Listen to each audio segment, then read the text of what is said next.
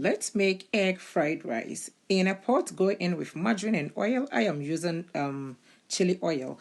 Add in your washed rice, dark soy sauce, season with salt and add water and bring this to a boil. Now transfer the cooked rice onto a tray and let it cool down.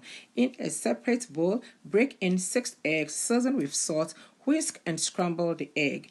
I scramble my egg with margarine and chili oil.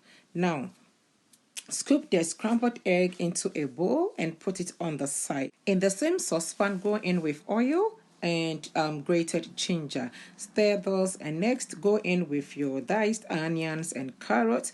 Go in with your sweet corn and garden peas. Stir, season with vegetable seasoning or your favorite seasoning. Next, go in with your cooked rice. Stir to combine those. Finish it off with your scrambled egg and spring onions. And voila, we have our egg fried rice here.